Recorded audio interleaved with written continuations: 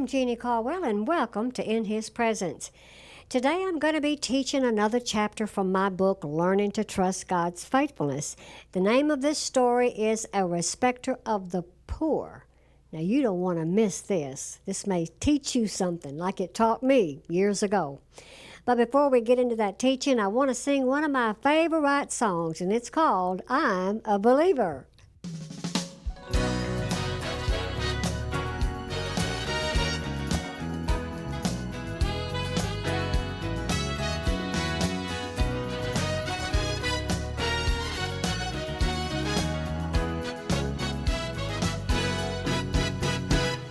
Life is what you make it, just embrace it. Even through the heartache, sweeter days are yet to come. It takes patience to heal a situation. When I reach out, God will always be around. It all comes down to me. It's my responsibility to lean on Him for strength.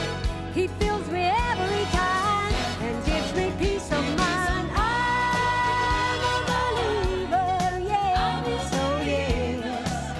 Oh, yes, I am. I'm a believer, yes, oh yes. Oh, yes, I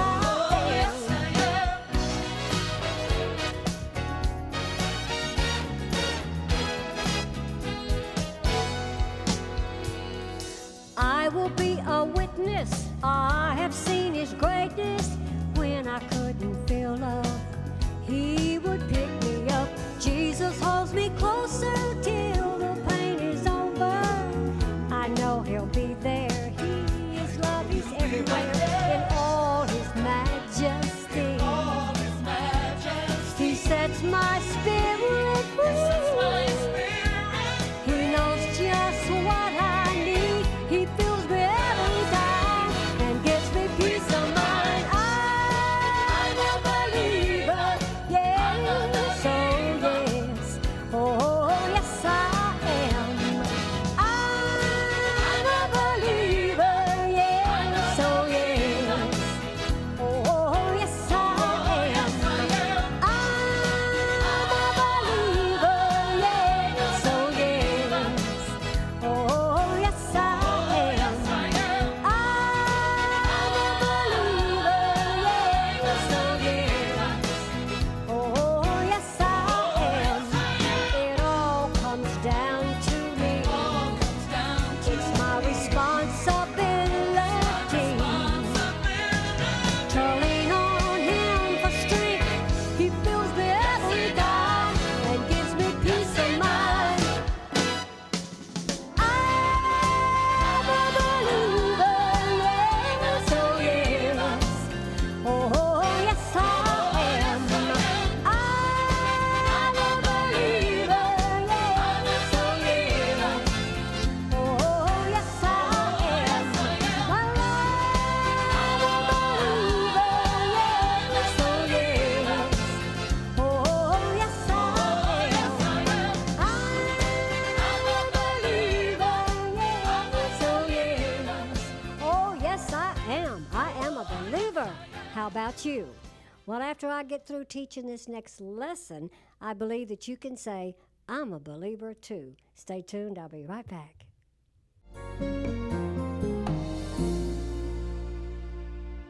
All I could think to say was, get it out of the street. In fact, that was the last thing I remember saying. The next thing I remember was being put into an ambulance on a stretcher. I had absolutely no fear, for I felt God's presence. The doctors wanted to put 3 rods in my back to support my vertebrae column, but I chose not to have the surgery. I knew in my heart that God would supernaturally take care of me.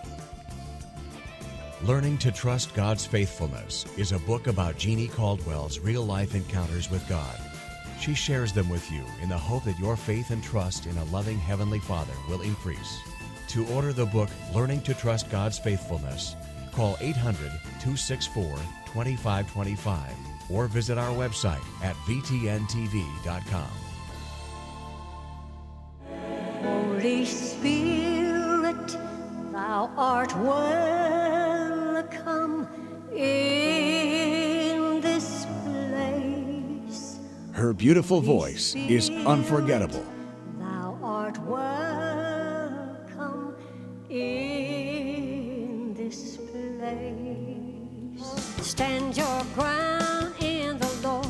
Best loved hits, hidden classics, all found on Genie, Colors, and The Peaceable Kingdom. CDs you'll treasure forever. Buy yours today wherever the products of Happy and Jeannie Caldwell are sold.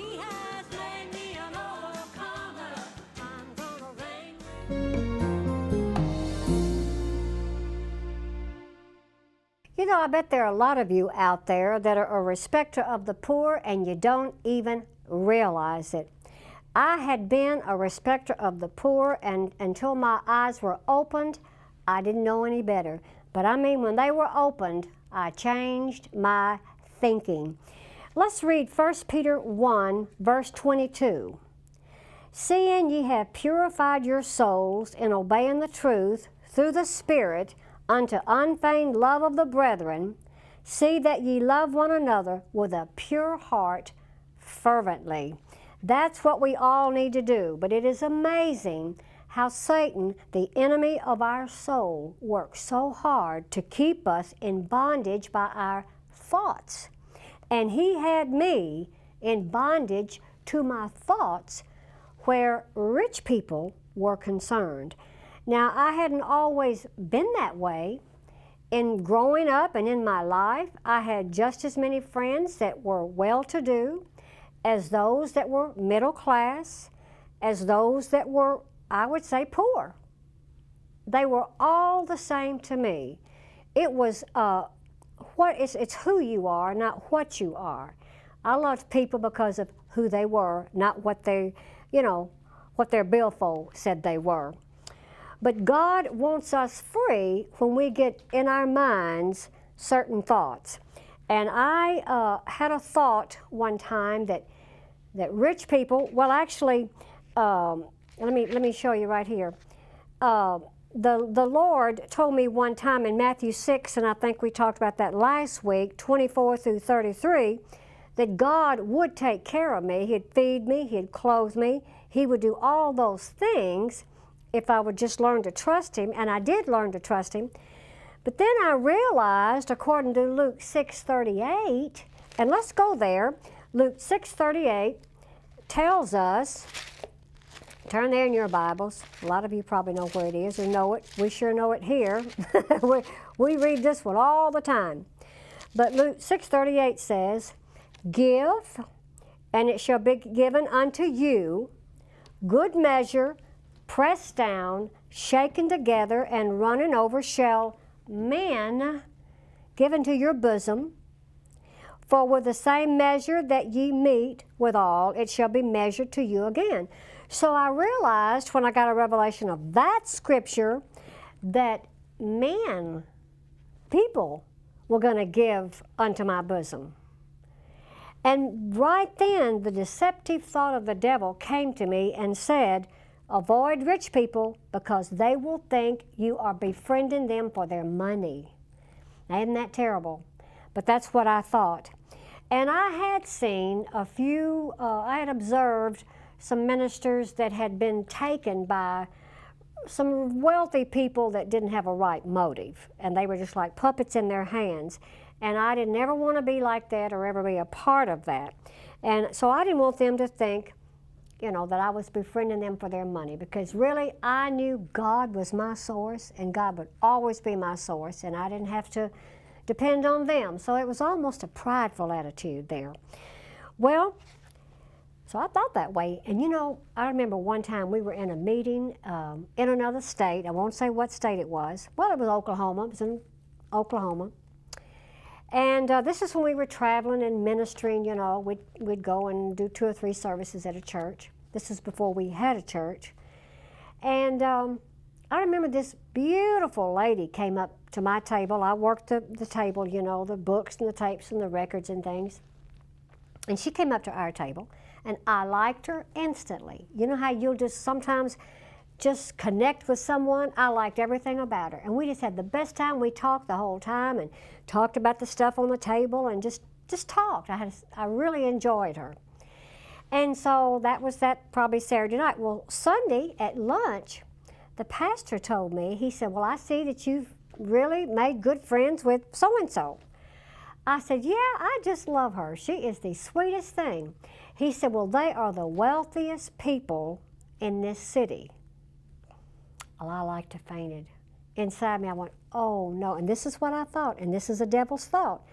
She thinks I was befriending her because she has money, and I didn't know if she had a dime or not. It didn't make any difference. I liked her. And from that moment on, I'm ashamed to say that I began to kind of avoid her. We went back for the meeting that night, and she came in just bubbly over to my table, and I was kind of cool. And, you know, so she just stayed there for a minute or two and then left, went to her seat, you know. And because I thought, I don't want you to think that I'm after your money, because I am not. I like you as a person, but I'm not after your money, you know. Well, one day, there was this minister that was coming into town to have a big crusade.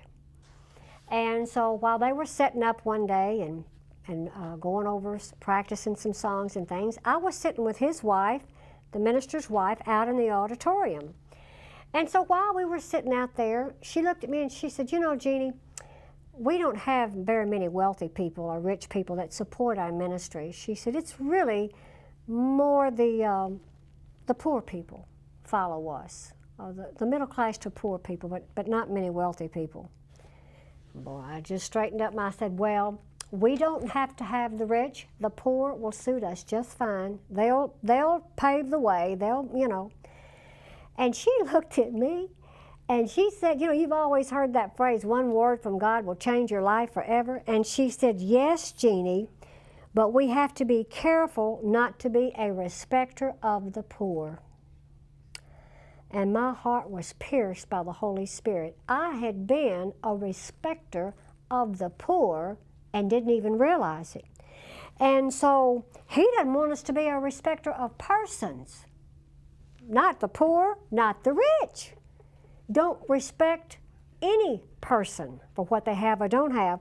And if you go to Leviticus 19:15 and turn to it in your Bible so you can read it in your Bible, it says, ye shall do no unrighteousness in judgment. Thou shalt not respect the person of the poor. I don't think I even knew that was in the Bible. Nor honor the person of the mighty or the rich. But in righteousness shall thou judge thy neighbor. Well, I want you to know, I left that meeting that day with her a changed person on the inside. When I got home, I repented to God for the wrong thinking that I had about people that were wealthy, that had money. I mean, that was wrong to think that way. Rich people, you know, whether they worked hard to get their money or whether they was born, as they say, with a silver spoon in their mouth, it makes no difference. If they are Christians and if they love God, they're just as worthy to be a child of God and give to the gospel as anybody else. And I began then to look at some scriptures, and I want to take you to some right now, because I'm sure that the offerings of the wealthy people of Jesus' time helped him feed his disciples as well as himself and the poor as they labored to spread the gospel. Go to Matthew, the 27th verse. Matthew, the 27th verse. Turn to it with me and read it out of your own Bible. Let's see. Matthew 27th chapter, verse 57. I'll find it in a minute. Okay. Let's start with verse 57. This is when Jesus was crucified. And it said, when the even was come, there came a rich man of Arimathea, named Joseph, who also himself was Jesus' disciple. Jesus had a rich man that was his disciple. And he went to Pilate and begged the body of Jesus. Then Pilate commanded the body to be delivered. And when Joseph had taken the body, he wrapped it in a clean linen cloth and laid it in his own new tomb, which he had hewn out in the rock. And he rolled a great stone to the door of the sepulchre and departed. And I thought, I think we've heard so many times about a rich man named Arimathea, Joseph, but it says here it was his disciple. So Jesus loved the rich as well as he loved the poor. What he has a problem with is rich or poor making God their money. It says the love of money is the root of all evil, not money. And so many times we think that, but it's the love of money. But Jesus had rich disciples as well as poor. Now go to 2 John. And there are other scriptures, I'm quite sure, but these I want to point out to you. 2 John, verse 1.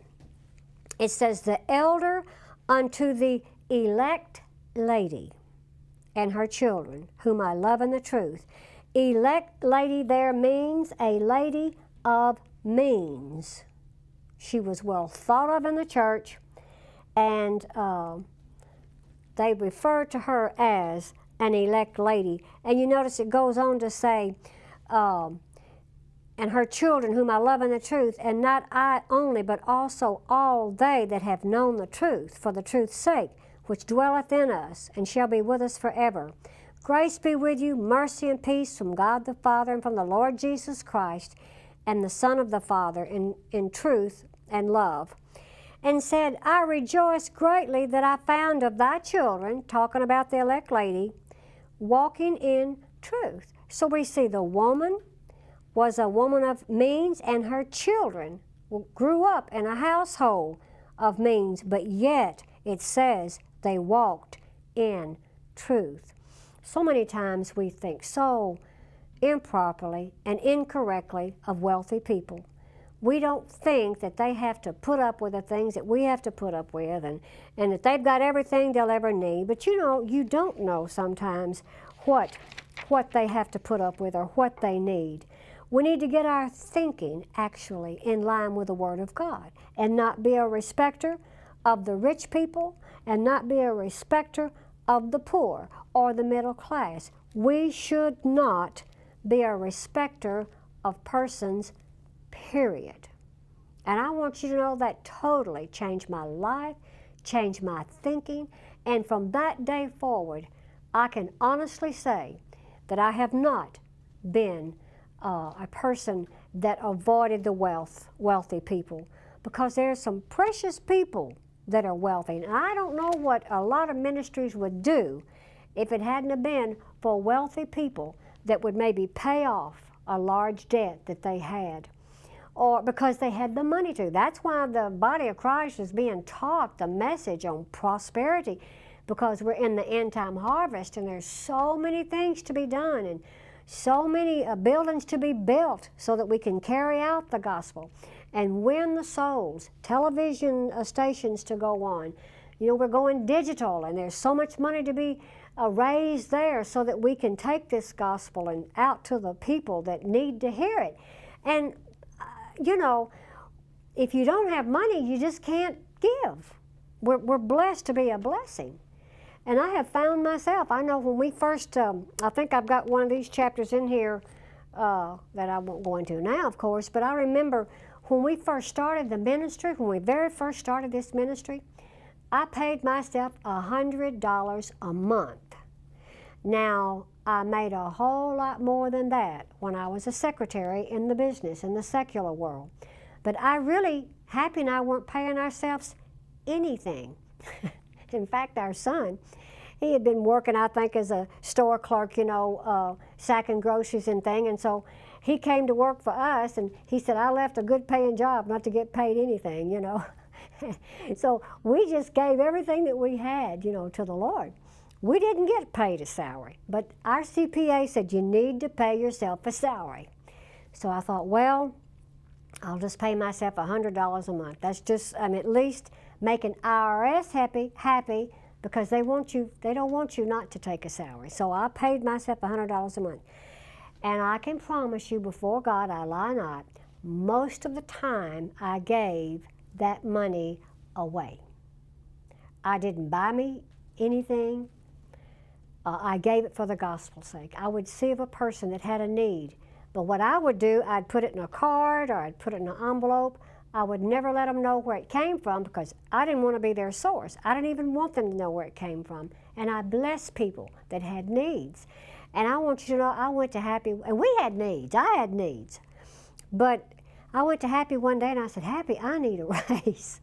I said, I don't have enough money to bless the people I want to bless, you know, that have needs. And all of a sudden it hit me, I was wanting a raise to give. Not to hoard it up on myself, but to give. And so later on, I did get a raise. I think maybe about $400 a month, and I had $100 a week, you know, to bless others with, and bless myself, and bless our home and things that we needed in the home. But I guess what I'm saying is we need to quit frowning on those that have, because there's some godly people out there. And they will give for the gospel's sake. They will give large sums of money to ministries that maybe might go under if someone hadn't paid that $20,000 debt or that $150 debt where they're about to take their church away. Different things like that and stories like that that I'm sure you can think of some that I don't even know about. But if it hadn't been with people with money, they'd have gone under. But God didn't want them to go under. God wanted them to be blessed. God wanted their needs met. And so we have to learn to determine to believe God, believe His Word, not be a respecter of the poor, not be a respecter of the rich either, or the middle class, but be a respecter, I guess you would say, of God. We respect God because He is our source. He's my source. He has been.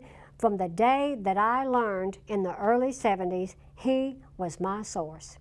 And I tell that story in here too. When He let me know, I am your source. I will feed you. I will clothe you. If you'll just trust me and seek me first, then I will be sure to take care of you and your every need. And He's done it ever since. And I'll have to say, very seldom in all of these 20-something years, almost 25, 30 years, this was in the early 70s, I don't know of a time that I haven't believed God. I know when we were building the church building, there was a time there was a tremendous amount of money due. But what I did was I got on my face and because you know, you got to make sure that your faith level is to a point where you can believe Him for that much. And I was building my faith up to that point. And I tell you what, I remember I got up when we were building this church building and needed $90,000 for the steel, and we didn't have it in our building fund. I got out every morning and I'd walk our jogging path and I would thank God, your word is true, and I depend on you, Father. You said to build this church and pay for it, that you would pay for it. And so I just believe that you will, in Jesus' name, show us what to do, show us how to do it, because we trust in you. You are our source. And I don't know how He did it, but He did it. And this church building is paid for. Everything that we do, we endeavor to pay for it. There have been a few things where we borrowed money, where He allowed us to borrow money, but we paid it off. God will bless you as you bless Him. But the key that I'm making on this teaching today is don't be a respecter of the poor. God said not to be. And so many people in this day and hour respect the poor and turn their nose up at the rich. And you shouldn't do that, because God loves those rich people just as He loves the poor people, just as He loves the middle class people. He loves all of His children. Now, if they're in the secular world and if they're mean and they're awful, that's one thing. You have to let God deal with them. You pray for them, pray that they get born again and turn their lives over to God. Because when they do, God can use some of the funds that they have to put into the gospel, to win the lost at any cost. at any cost. And it cost bunches to go into the world to preach the gospel. We have missionaries all over this world. We have a training center in Belize. We've started a hospital in Ghana. We have a missionary over there. I mean, there are a lot of outreaches to this ministry, but every one of them take money. And God will bless you if you are poor, if you will take His word, because I know I did. I didn't have any money, but I took Him at His word, and I believed Him. And when the money came, I gave it where I said I would give it. So many times we ask for the money, and when it comes, we spend it on ourselves because there's always a need somewhere. But if you say, Father, I need $1,000, I ask that you give me this $1,000. And you maybe thank Him for it, put Him in remembrance of it for 2 or 3 weeks, and when it comes in, you got everything due under the sun. But you take that $1,000 and you give it to that person, you give it to that ministry, you give it to where you told Him that you wanted to give it, and God will bless you, I can assure you. And that's where you have to be careful, that you don't let the love of money be the root of evil in your life. I hope you buy my book, How to Trust God's Faithfulness. There's so many stories in there that I know will bless you. Simple stories of how I use my faith to trust in a wonderful, magnificent Father God. He is my Father, and I'm so thankful to Him for being my Father. You know, my father was killed when I was a little girl, and I didn't know till I was grown and started studying the Word that He was my Father. It says that He's a father to the fatherless, and I had been a fatherless since I was a young child, but He is my Father. I trust Him, I love Him, I've given my life to Him, and will continue to do that until He comes to take me away and take us all away. And so I want you to learn to trust Him. Learn to trust God. He will absolutely be your dearest friend. Well, please know I love you and Jesus loves you. Always remember, in His presence is fullness of joy. Bye-bye. Thank you for joining us today for In His Presence. You can write Jeannie Caldwell at Post Office Box 26207, Little Rock, Arkansas 72221, or email her at jeanniecaldwell@vtntv.com. To order a DVD of today's program, call 1-800-264-2525 and ask for the offer number on the screen. Join us next time as we meet in His presence.